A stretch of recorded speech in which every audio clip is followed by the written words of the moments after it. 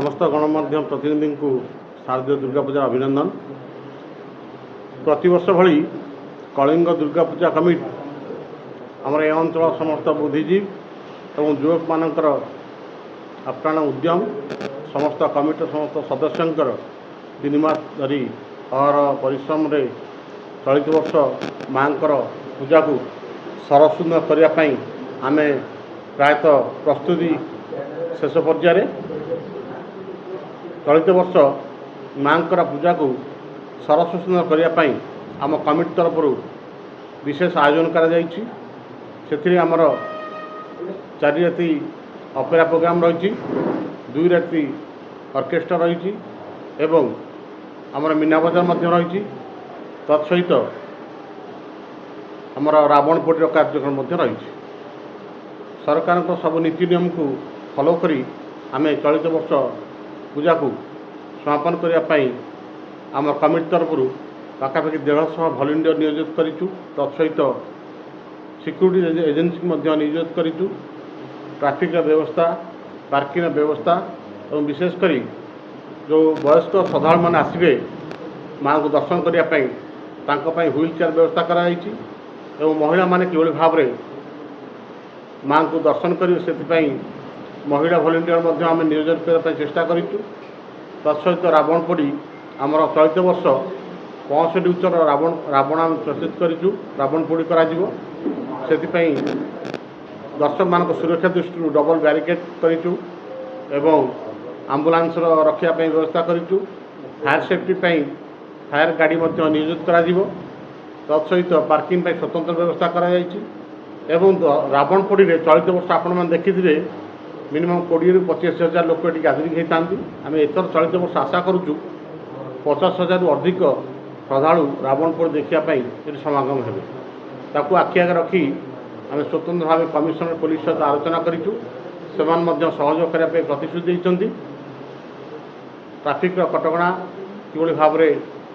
सुरुखुरे traffic व्यवस्था करा से नजर करूँ। विशेषकर ये चलित वर्ष आम तोरण रखीचु लॉस वेगास रे गोटे इलेक्ट्रिकल शो होता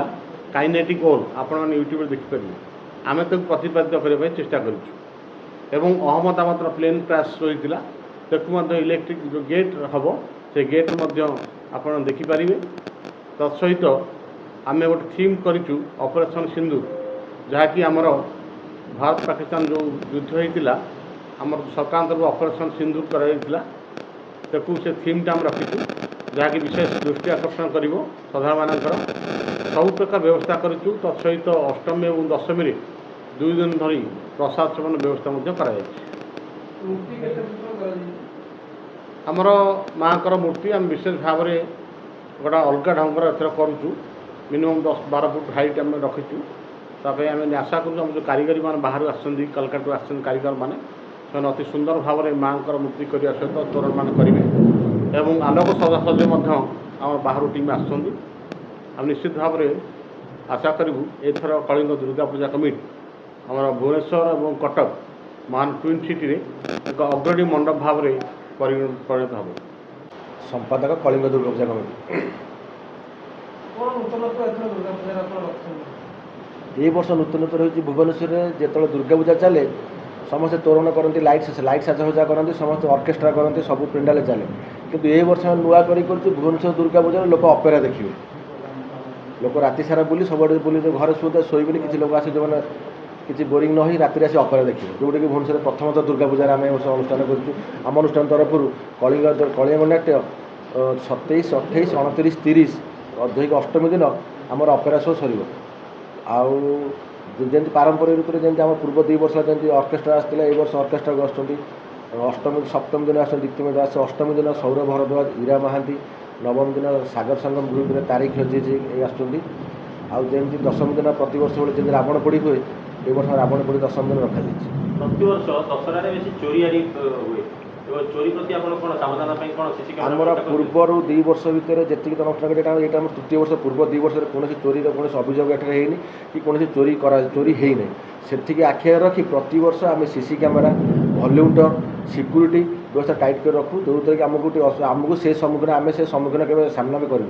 तो ताकू भी आखिए रखिए यही वर्ष आहरी भल्यूमटा रखीचु सिक्यूरीटी बढ़ेचु सीसी कैमेरा चारिपट पेंडाल भितर पेंडाल बाहर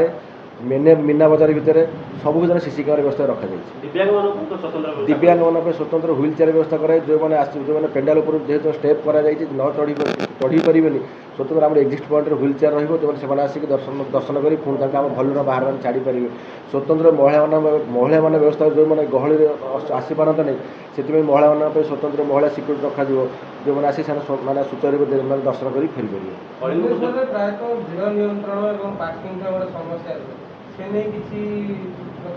এইটা আমার ভুবনেশ্বর যেতিকি দুর্গা পূজা আছে এইটা মধ্যে ভাবুଛୁ এইটা আম মণ্ডপটা